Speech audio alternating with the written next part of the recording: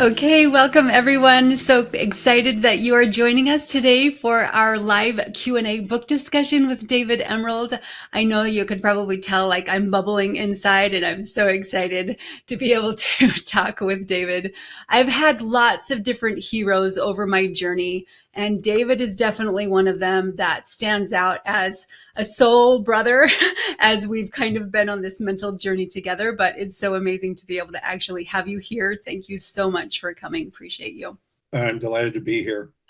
And I love all of like your mental attitude and the way that you approach your work. You are like one of those people that feel like equality is super important, and I love that about you, and I love that this is a space that we get to create together. So thank you everyone for joining us.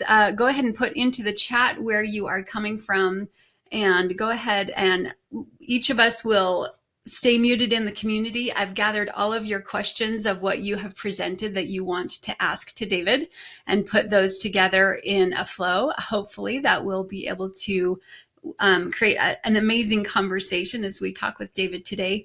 So yeah, I want to start out with the quote that is in the beginning of the book.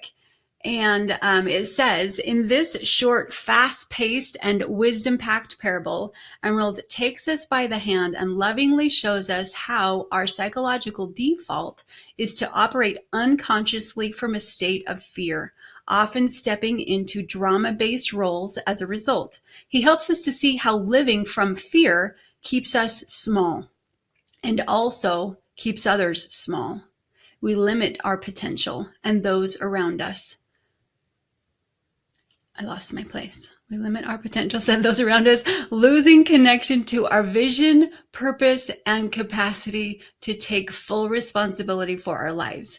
This book is countercultural, and the principles within it must be intentionally taught and cultivated.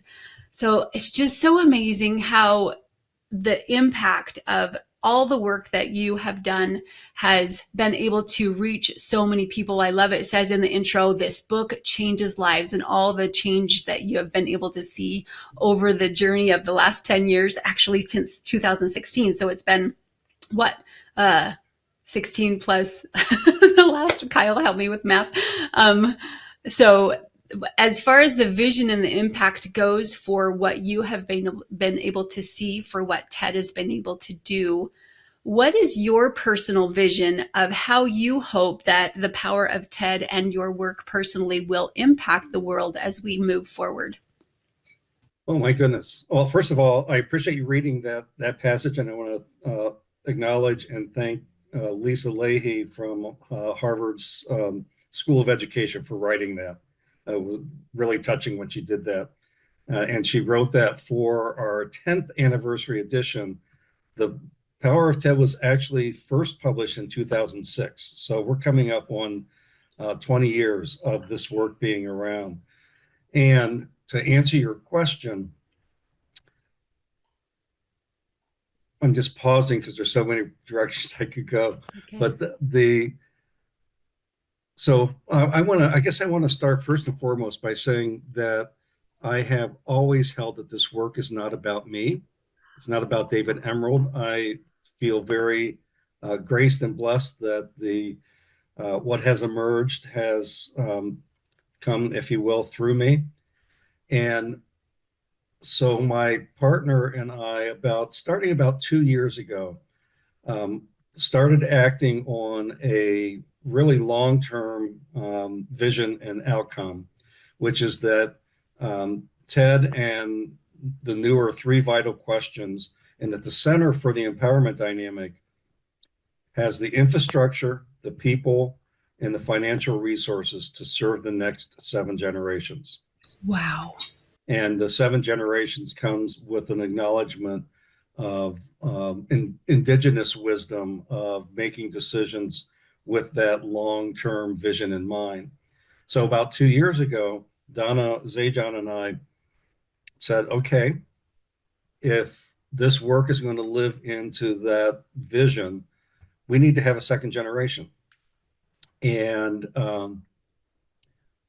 without going through the whole story, so I'm pausing, is that we approached a couple different organizations about acquiring the center, and things did not work the way that we thought they would.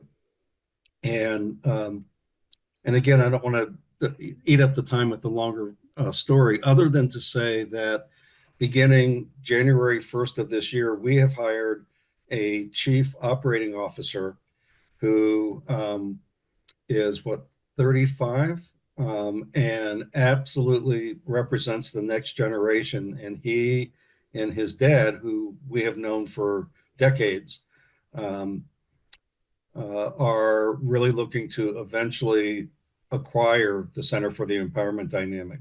So I feel very grateful that it looks like that the next generation of carrying this work into the world is it's in place and it's emerging. And I'll tell you that the COO has been amazing in bringing, prior to our uh, actually starting our conversation, we talked about, Kyle mentioned how you've worn 10 different hats, Yes. and how I could relate to that. And many of the hats that I used to wear are being taken on by the COO. So I'm really grateful, and really have the faith that this work will continue to serve for future generations. Oh, that is amazing. I've been involved in other communities and things, and they have died after the founder has passed away. So I love that you are planning for 7 generations into the future. That's so beautiful. I love it. Thank you for sharing that. And it's exciting, definitely, when you get to pass off that hat and have No someone kidding. else help you carry that burden. I love it. Indeed. Yeah. It's awesome. Cool. The next thing I want to go into is the choice point. In the introduction as well, you talk about the ultimate choice point where we are facing as a human family, that either we're going to continue to spiral downward in fear and reactivity, or choose to pause and upgrade the way that we relate to each other as creators who honor our shared humanity and diversity. So, where is it that you have seen that choice point come into play when it comes to our individual choices? Boy. Well, first of all, I think at the macro level, as it relates to humanity and where we are in this day and age, that is such a um, timely question, because we are in a period, not only in this country, but on this planet, and could go into climate, could go into politics, could go into all kinds of wars. Um, and so I think on an individual level, as we get, depending on one's participation in social media, news, et cetera, as we get bombarded with the downward spiral and the drama of victims, persecutors, and rescuers, being able to pause, take a breath, and to choose how I am going to respond to what gets stirred up inside me is so critical. And um, being able to, I work a balance of being eternally optimistic and focusing on what I can create and what I can do. And I also want to pay attention to current reality and not deny, minimize, or explain away the realities of what we're facing.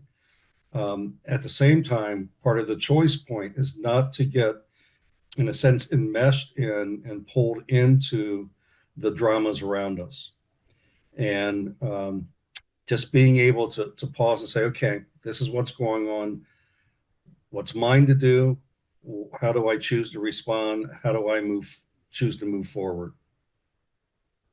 Absolutely, yeah. And recognizing that as an individual choice. I love that you're looking at both sides of it. Like, yes, there's the desired outcome. That's where I want to go, hoping for that, working toward that, and at the same time, recognizing the current reality. Because it's not going to help us to get where we want to go if we don't recognize where we are. So that's Absolutely. huge. I love it. Yeah. So one of our members asked specifically related to the FISB, how this comes into the choice point of choosing to pause or choosing to get sucked into that drama. Can you talk more about that point? Sure. So, for those who might be watching or not familiar, so the FISB mental model is that what we focus on engages an inner state that drives behavior. So the FISB, BE. And in the problem orientation, which eventually in the work becomes labeled the victim orientation, we focus on problems and engages an inner state of fear-based anxiety, which then drives reactive behavior. Whereas the alternative, and this work is really rooted in what initially called an outcome orientation, which is actually a creator orientation, in which we focus on our desired outcomes that have heart and meaning for us. So it engages an inner state of passion and caring for that outcome, which then gives us the energy to take the next baby step in our creating process. And so the drama is rooted in that problem reacting FISB, that problem reacting orientation.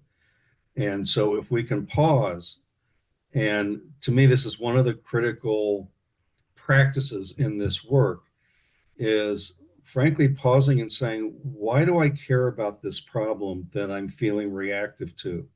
And the reason why that's such an important question is if I can identify what it is that I care about that has me reacting to the problem, I've then got the basis to shift to what it is I really care about and that outcome. And again, this notion of what's a baby step, and it could be, I mean, it could be as simple as I'm going to turn off the news now, Mm-hmm. right? Mm-hmm.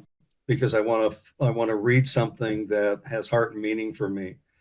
So it really it all starts with a mind shift of shifting the focus from the problem that's causing the anxiety based reactivity to what's behind that I care about. Yeah, I love that. That gives it such tangible, actionable, like I can grab onto that. I can figure out how in my moment of drama that I can pause and like, okay, what am I really concerned about? What is bothering me? What am I feeling to create that emotional intelligence and awareness around what's going on inside of us that can often be so confusing that we can't recognize, but going from that unaware to that aware place of, okay, what's really going on? What do I care about? And I love that Donna, in the recent newsletter, there was one about complaining about the problem and how to harness that. So if anyone's not signed up to the newsletter, I love listening to those. It's like a 5 or 6 minute one every once in a while. And I just listen to it, and it really gets my mind in the set of focusing on, okay, how can I use this to empower my choices, shift away from drama and move toward being a creator. So I love those. Absolutely. Well, I appreciate that, I'll just add to that where essentially Donna's blog came from is actually I want to go back to Lisa Leahy, who from Harvard, who wrote the foreword, is that she and her colleague, oh gosh, I just blocked on his name, but that they have a phrase that we use a lot, which is behind every complaint lies a commitment. Mm. So I want to repeat that: behind every complaint lies a commitment. And so the notion is we don't complain about things that we don't care about. Mm. So if, and in Donna's blog, she found herself complaining and applied that by stopping and saying, wait a minute, what is it I really care about that has me in that reactive state? And that's another choice point. That's another way in which, you know, being aware of being at a choice point allows us to make a more empowered choice. Yes, absolutely. I love that. Thank you so much. That's beautiful. Realizing and harnessing that, really taking it into the meat and potatoes, so to speak, of how we can change in that moment. Awesome. So going on to the impact that you've seen in families with the power of TED, chapter 1 talks about unhealthy patterns that gets created in generational cycles. And I would love to know more examples about how you have seen that generational pattern shift with anyone that you've known personally, or what patterns have you seen and how have they shifted across the generation?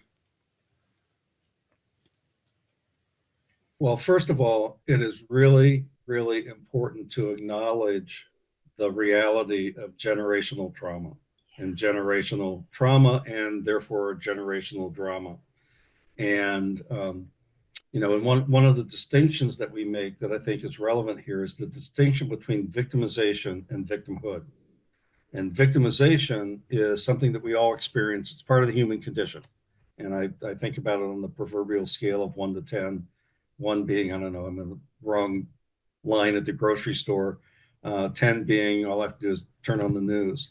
So victimization is part of the human experience, but that is distinct from victimhood, which is a way of being and a sense of identity in the world.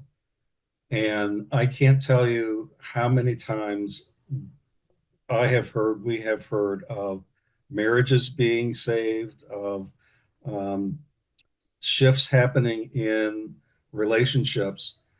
And actually, what comes to mind, I don't know if I've ever shared this, is that so in my family of origin, both my parents were children during the Great Depression, and especially my mom, without going deeply into her stories, um, experienced a lot of victimization and actually, in many ways, took on the mantle of victimhood. And when, as I mentioned earlier, the Power of Ted, the original book was about 20 years ago, and gosh, I hadn't thought about this. And she was in a nursing home, and I gave her a copy of The Power of Ted. She was not a big reader, so I have no idea if she ever read it. And I went to visit, I went back to Ohio. I live in Washington State now. I went back to Ohio to visit family, including her, and was visiting with her. And I just observed that she had a different energy and a different, actually, positivity, because she could be very problem focused and what's wrong. And, being a product of the depression, it's like waiting for the next shoe to fall Yeah. and always being on guard. And I said, Mom, something seems to have shifted for you. And her name's Barbara. And she said, Yeah, well, it just occurred to me the other day that I said to myself, Barbara, you can either be looking for what's wrong, or you can be happy with what is. Uh-huh. Basically what she said. And in that moment, I shouldn't say in that moment, but as I reflect back on that, it was like, oh, I think I've been blessed to free up the intergenerational trauma. Wow. And so that's my own story, which I don't know if I've ever shared in a podcast Oh. or a conversation. But so the reality is the shift of Frisbee's, the shift of mind from problem focused to outcome focused. And by the way, I don't want to make the problem focus bad or wrong. It's just limiting, Mm. and that we can get entrapped in it.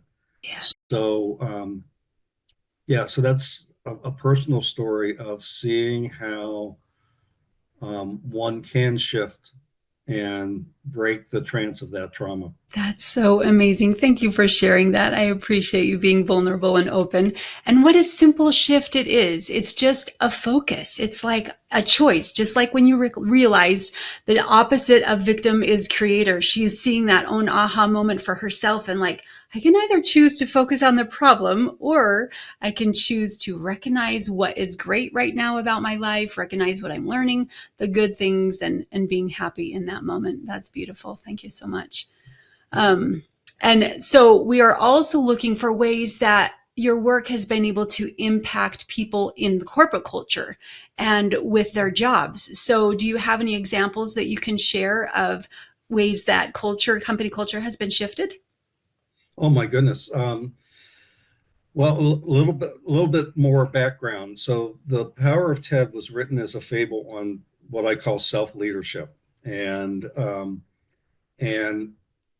there's a whole backstory as to how it came to be, and the reason why I wrote it. I felt like I just needed to write it, and to my surprise, organizations started picking it up. And again, it was like, and my background is actually in leadership and organization development, and so I was pleasantly surprised by that, and that continues to happen. And yes, there are. We have some many case studies on our website of organizations that have applied this work. One being Cleveland Clinic, who's been a long time um, user of our work. And out of the organizational, so given my organizational background and out of more organizations utilizing the work, I was encouraged pre-pandemic to write something that is more organizationally focused, which took the shape of um, a book that we published in 2019 called Three Vital Questions: Transforming Workplace Drama. And I think it's useful because we talked about FISBE. I can give you and I'll do a really quick review of what the three vital questions are, Yeah. because it takes the principles that are in the power of TED and applies them in a little bit different sequence to organizational realities. So the sequence starts with the mindset, with the FISBE. So the first vital question is, where are you putting your focus? And obviously you're focusing on problems, you're focusing on outcomes. The second vital question is, how are you relating? How are you how are you relating to others? How are you relating to your experience? And frankly, how are you relating to yourself? And are you relating in ways that produce or perpetuate drama? Obviously, the drama triangle. Or are you relating in ways that empowers others and yourself to be more resourceful, resilient, and innovative, which of course is the empowerment dynamic. And then in there is around making the shift from the drama triangle to the empowerment dynamic. And then the third vital question is, what actions are you taking? Are you merely reacting to the problems of the moment? Or are you taking creative and generative action in service, including the solving of problems, in service to outcomes? And that emerged as a framework, kind of one of those magical moments in that had a colleague who approached me and said, "I'd like you to do uh, a 45-minute keynote to a group of organizational people and overviewing TED." And I went, and it was out of that request that the three vital questions emerged as a way of framing it for organizations. So yes, we have organizational clients that um, it's absolutely a cornerstone of their culture. I love it. And have you seen any shifts happen with like any examples of like ways that you've seen that shift happen in a company culture? Um, sure. Actually, so there was an organization, I don't want to name the organization, but an organization in Dallas. And this is going to be a specific example in that we had worked with the executive team. We had done workshops for people that signed up for the three, actually was called the power, applying the power of TED to work and life. And this organization got acquired. And again, the principles in the power of TED were very much a part of their organization. Actually, they had um, modified some of their performance review process to incorporate some of the ways of thinking and the ways of relating. And they got acquired. And the CEO reached out to us and said, people are really nervous about this acquisition and being acquired. Could you come in and do a workshop or to help people process what they're concerned about and all that? And so we went in and we were working a lot with what we call dynamic tension, which is the action planning process where um, people envision the outcome that they want given the reality that they're facing. And I'll just never forget an aha moment that one of the participants had, and he said, you know, I just got that we could say that we're being bought, but we're being acquired. And you don't acquire something that you see as less than, you acquire something that's going to build up. So the acquiring company sees who we are as contributing to where they want to go.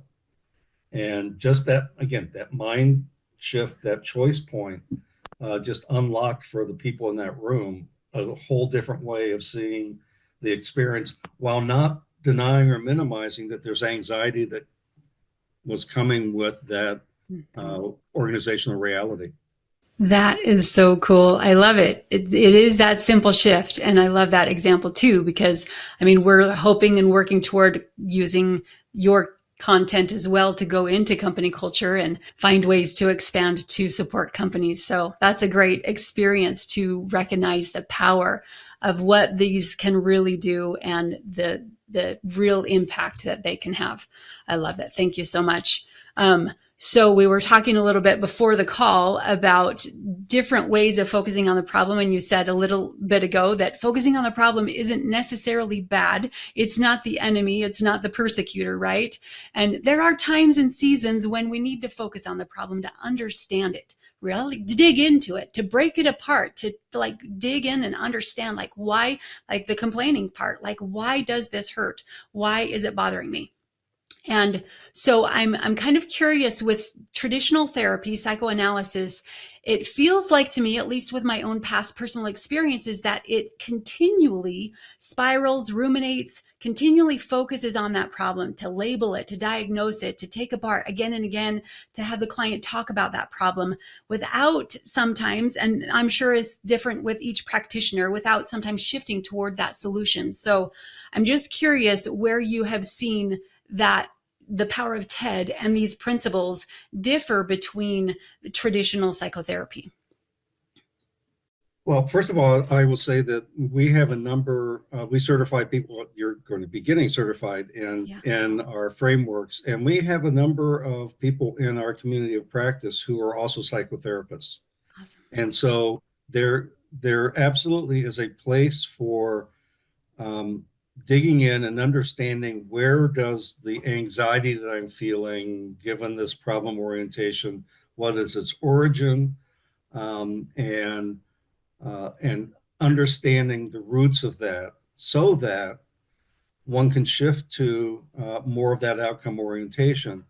And you know, for my also for my own psychotherapy uh, experience, being able to know where something comes from, and then being able to so I'm going to use a little bit of the empowerment dynamic language here, which is, rather than seeing that experience as a persecuting problem that I reacted to, and feeling victimized, it is seeing it as that experience as a challenger, and being able to ask, what does that experience hold for me as a way of learning and growth? And what is it I want to move toward?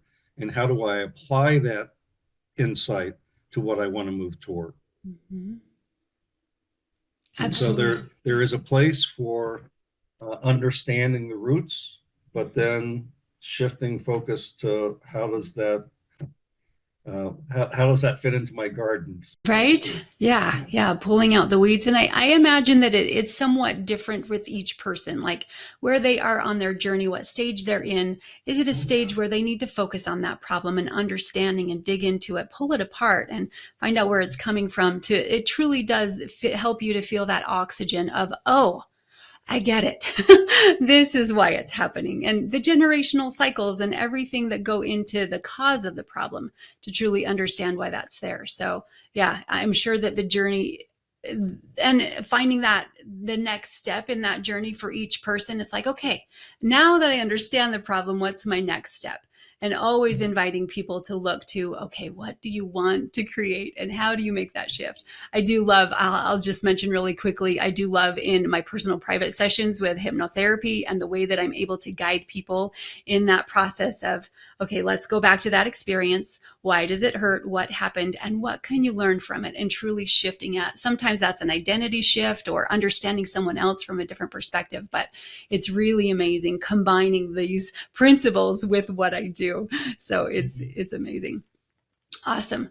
Oh, thanks for that. Yeah, of course. Okay. So at the end of the book, David in this story gets super excited and he's like, okay, I want to do this and this and this, and I want to apply it everywhere. Do you find that there's a certain developmental sequence where people need to grow in a certain order or pattern? Hmm. Well, it's a deep question. What I would say is that so what we notice is when people learn about, especially the drama triangle as well as TED, that initially people are focused on others. It's like, oh, I know, this person in my life is a victim, or this person in my life is a persecutor, etc. And the and then the sequence is, oh, I can't change them.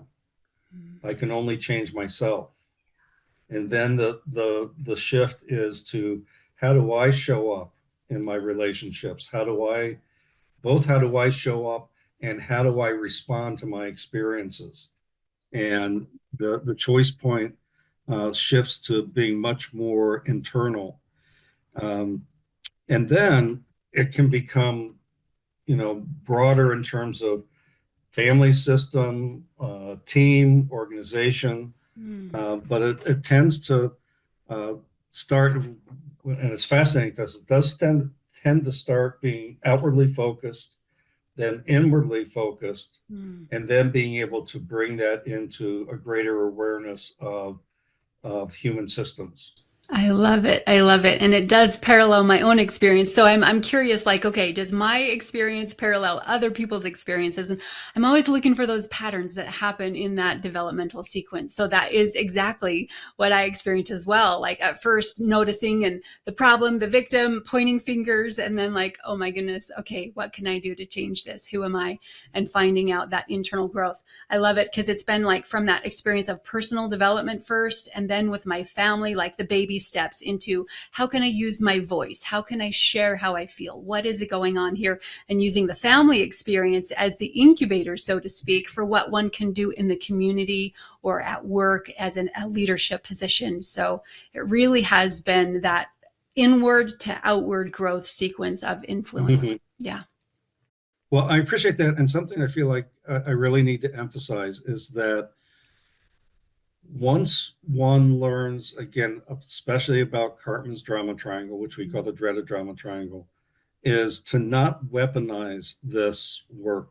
And so I'll just use family systems as an example. One of the least, well, one of the most problem focused reactive things you can do is to label somebody else as a victim. So Penny, Yes. you're just being a victim. Uh-huh. And one of the things that also often happens is that what will come up is, I see somebody in my life who is always a victim. How do I get them to stop being a victim? The reality is that you can't. And the reality is that you can never argue against someone else's sense of victimization. Mm. What you can do, rather than label them, is to be empathetic and to not add fuel to the fire, but to be able to say, oh, I really get that you're frustrated. I get that. I'm just curious, what is it that you really care about that has you being frustrated? That's coming from the coach role in the empowerment dynamic. And that it doesn't always work, but by not labeling and by asking a coaching question that invites a shift, um, that more times than not, it leads to a more empowered conversation. Yes. If I were to say, boy, I really get that you're frustrated, and boy, that reminds me of a time that, and then going down the rabbit hole of what I call Mhm. the kinship of victimhood, which is very easy to get engaged in, which is, oh, you've got your ain't it awful story. Let me tell you my ain't it awful story. Right. And, so we just stay in that downward spiral.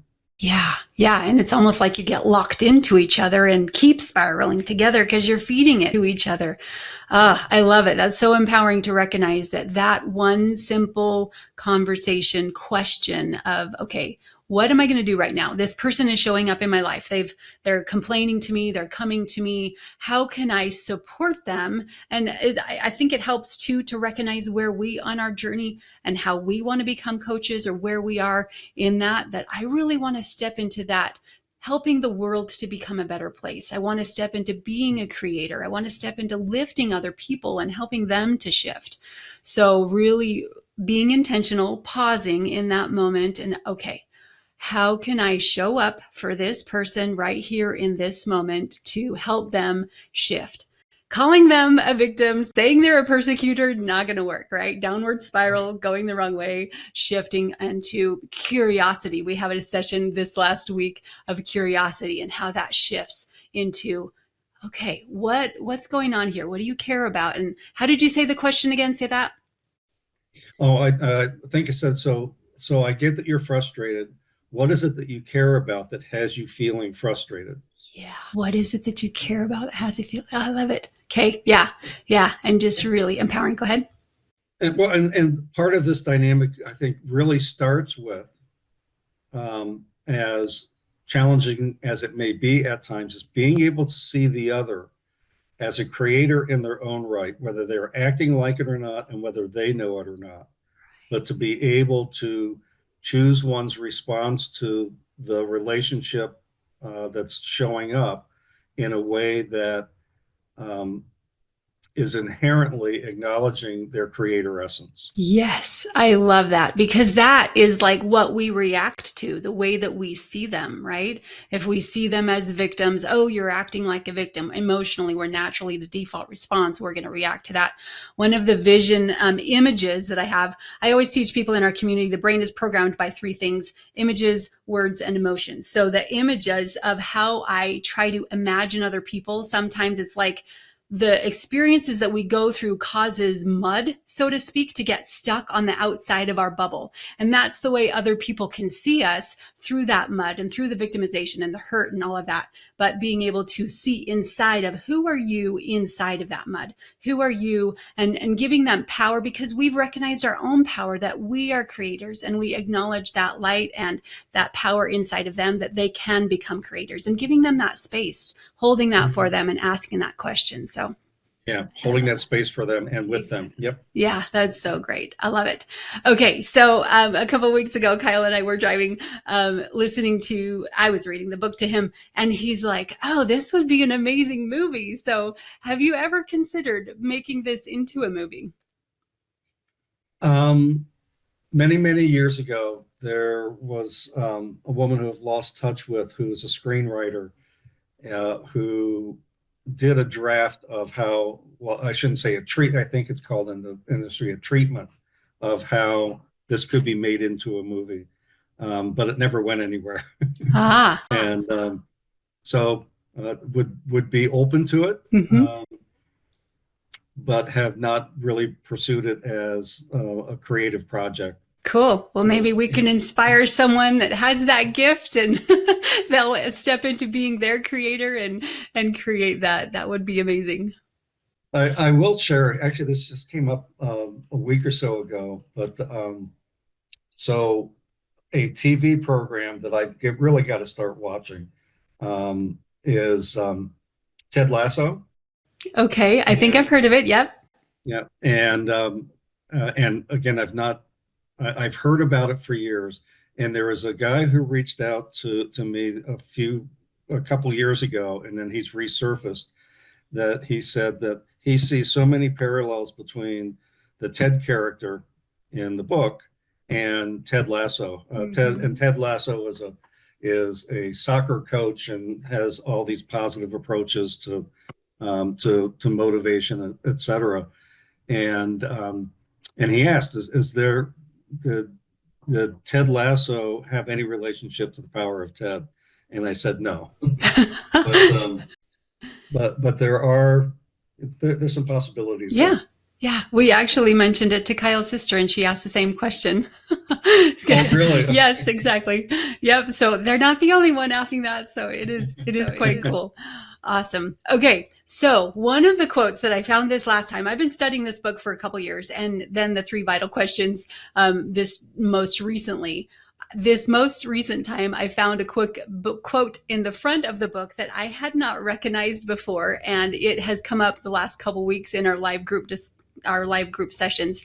And I wanted to read it and then ask a follow up question. So it's the quote in the beginning by W.H. Murray, and it says, the moment one definitely commits oneself, providence moves too. All sorts of things occur to help on that path that never would have otherwise occurred. A whole stream of events issues from that one decision, which one never could have dreamed could have been possible any other way. So I love that. I've seen that in my journey, and I'm curious, what have you seen shift in your journey as you had been committed to your process? How much time do we have? We still have 15 minutes. um, so I'm going to share. This will take just a few minutes, but I'm going to Yeah. share the what I call the story behind the story because it is very related to that quote. And some of this is in the introduction of the current edition of The Power of Ted. But so part of my experience, and this I go back now almost 30 years ago, is that so the situation that David in the book found himself in is autobiographical. The rest of the book is a story, but in about an 18-month period, about 30 years ago, three significant things happened to me. One was my dad, who I was very close to, had a very healthy relationship with, passed away at a much too young age. My wife and I at the time were trying to start a family and it wasn't working, and found out that I was declared medically infertile. And she was quite introverted, and I've long forgiven her, but she has really withdrew. So uh, all three of those things happened in an 18-month period. And back to psychotherapy, I was working with a therapist, got introduced to the drama triangle. And for I think virtually anybody who gets exposed to that for the first time, it was what I call a blinding flash of the obvious. And it really just got how that was so defined a lot of my life experience. And so I'd been working with this therapist for several months. And one morning during what I call my quiet time, just my own version of prayer, meditation, often journaling, I used to journal a lot back then. I was in a really contemplative space, and I said to the God of my understanding, I said, okay, God, I'm ready to surrender my victim stance in the world, but I need to know what's the opposite of victim. And immediately the word creator came to mind, and was almost like I heard a voice, almost like. And I wish, to use a Christian image, I wish I could say that out of that insight, like Paul on the road to Damascus, my life was forever changed, and that was not the case. It was just like, oh, I don't know what that means, and I would go through years of not thinking about it. Then something would happen, would come back to mind, and so I started again in fits and starts, thinking or wondering, well, gosh, if creator is the opposite of victim, is there an opposite of persecutor and rescuer? And I would play around with it, and I'd forget about it. I'd play around with it, forget about it. And now, about a little over 20 years ago, I had moved to the Pacific Northwest, where I live now, and was unpacking and came across the journal entry where I'd played around with alternate triangles and or alternative labels. And I was like, oh, yeah, I remember thinking about this. And I went off to do some coaching. I was involved at the University of Notre Dame in their executive integral leadership program, where I did coaching and 360-degree feedback. And a guy comes in, won't go into the whole story, but one of the things he said was, he said, people come into my office and they're just such victims. And I was like, oh. So I shared with them part of what he already knew was the what I call FISBE, but the loop diagrams that come from the work of Bob Anderson. And then I shared the drama triangle, and he was like, "Oh."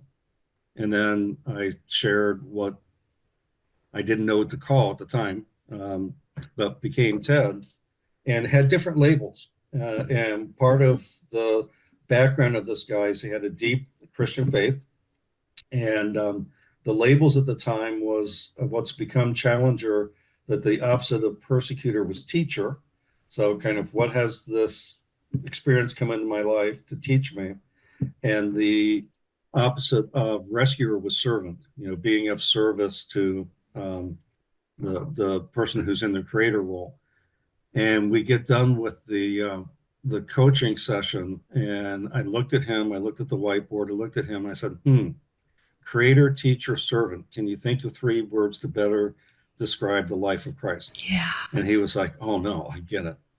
The reason why that story is important is that the next morning, I was getting ready to fly back to Seattle, and I'm on the phone with Donna, who's been a longtime master certified coach. And she said, how'd your sessions go? And I told her that story in more detail. And Donna's quite extroverted. And the reason why that's relevant is I get silence. And I said, are you still there? She goes, yeah. Is that original work? I said, oh, no, the drama triangle's been around since the mid 60s. She said, no, no, no, the other triangle. And I said, well, yeah, it's just something I've thought about off and on for years, because you've got to write that down. That could be so helpful to others. And I think that was, in a sense, the choice point to go back to Murray's quote, is that making the choice that, okay, I'm going to work with this, led to all kinds of serendipitous. I mean, I guess just one piece of it that I'll share with you is that uh, I met with a book consultant editor, and again, given my organizational background, I thought I was going to write a nonfiction book. And Donna was working with her on another book at that time, and I came into Donna's house, and she was on the phone with the editor, and that morning, well, the day before, we were out walking, and it was like, well, what am I going to call this alternative triangle? And it settled on, well, it's an empowerment dynamic. So I guess it's the empowerment dynamic. That next morning in quiet time, my monkey mind is going, and I do love acronyms, and it was like the empowerment dynamic. Oh, TED. Oh, it's got a name. And so the next day, walking to Donna's house, she's on the phone with the editor, and she said, Cece was the name of the editor, said, Cece, David's book, or not book, David's triangle has a name. And she said, what is it? And Donna told her, Ted, the empowerment dynamic. And she said, Cece said, well, I've got the title of the book, and The Power of Ted. Okay, this is back in the Power of Now time. Mm-hmm. And again, I'll finish this story in just a second. And that she said to Donna, hand David the phone. And I give him the phone, and Cece said, okay, let me tell you what you've done. You've anthropomorphized a concept, meaning you've taken a concept and made it kind of a person. Said, now I want you to write a story. Mm-hmm. It was like, you want me to what? Wow. And that led to all kinds of things that as the book emerged. And frankly, I got to say that once I started down that road, and with the serendipity that Providence put in my path, it only took about 6 months to write the book. Wow. That is so amazing. I love how relatable it is, because as we, in our community, we help aspiring entrepreneurs, and sometimes that path is so unclear and so like, I don't know what I'm doing, but that seeing those shifts of serendipity happen as you just had that intention, that desire, like, what am I learning? And you're learning it for yourself, and truly like trying to figure it out in your own mind. I can parallel that, in my own experience, and trying to figure out how to relate and understand. There's one of the visuals that come to mind as I was learning in my garden, and it's almost exactly what you are teaching in a picture form. So like clouds are on the left side, sun is on the right side, and there's lots of depth and ways that I put the principles, stack them in there so that people can understand like growth happens as you go upstream and that sort of thing. But truly like figuring out those pieces one at a time and figuring out what they mean to you. I love it because it points toward our what people can learn as they continue to ask questions and figure out how to apply the principles to themselves, finding their path, finding their journey. So that is so relatable, so empowering. Yeah, I appreciate that. And you're speaking to the power of baby steps. Yeah.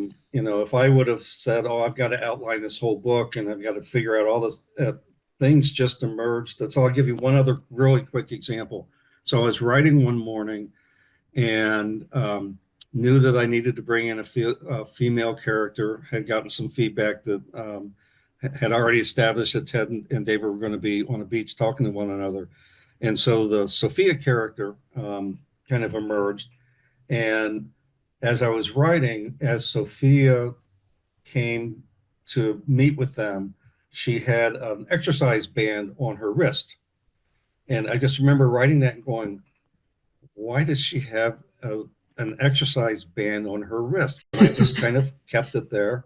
Mhm. And then later on in the writing, um, she needs to illustrate the notion of dynamic tension, which we use a rubber band Ah, to yeah. illustrate.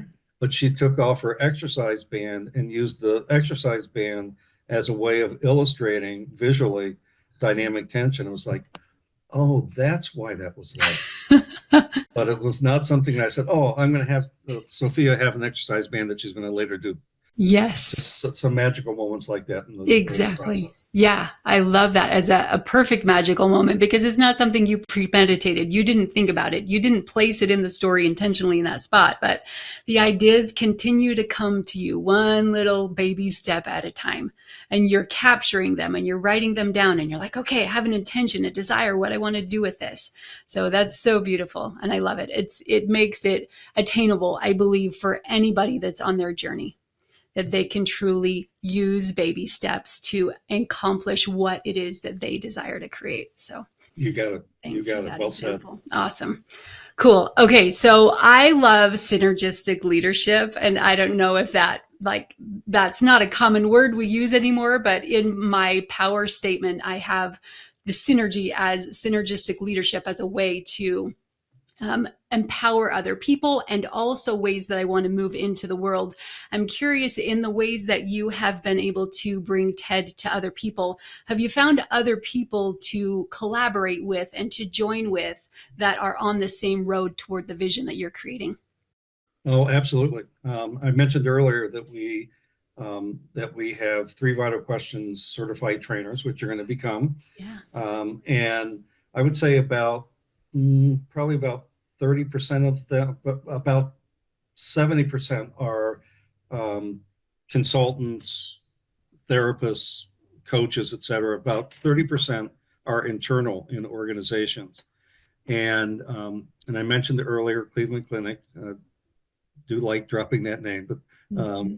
so our longtime colleague and friend at Cleveland Clinic, who's VP of Learning and Development for the whole organization, um, one of the statements he made at one point was he said that, and I don't know if this is going to go to your question, but he said that they have a number of programs, a number of methodologies that they use, crucial conversations, others that people would recognize. And he said, TED and Three Vital Questions is the umbrella under which other frameworks fit. And Yes. one of the things that we have always said is that TED is not the be all end all, that it is synergistic with other frameworks. And I've been certified in my career in a number of other frameworks. And when it came to especially the three vital questions, I kind of stepped back and said, okay, out of all that I've been blessed to learn, what are the most important components? And I would say that those three vital questions of where you're putting your focus, how are you relating, and what actions are you taking, I could connect up to many, many other methodologies. But they're kind of like, to me, the three most useful ways of looking at things and being in relationship with others. Right. Yeah. It's so clear and so simple. Yeah. I can definitely see that those relationships have come into your life through those serendipitous experiences. And we set our intention to create something, and other people come into our lives at the right time. And so, yes, seeing that beautiful experience develop and grow, and those relationships come to actually create that impact in the world. It's awesome. Super awesome. And I look forward to that on my journey as well. Um, cool, cool. I'm pausing here.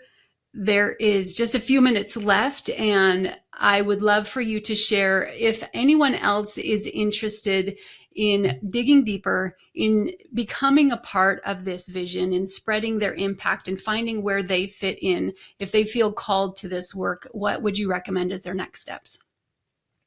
I would encourage them to visit our website, which is the empowerment dynamic, one word, theempowermentdynamic.com. And there are a number of things that we offer. There's an online e-course. There's the certification that you're going to be going through. There is a coaching curriculum that Donna has developed over the years for those who are in some form of coaching.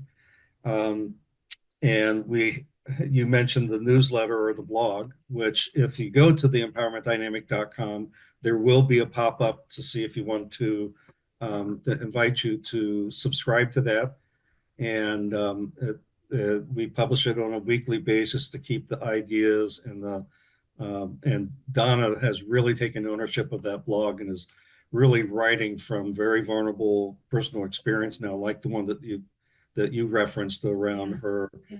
um, looking at her complaints and doing the work of identifying what it was that she really cared about. Mm-hmm. So those are things that come to mind.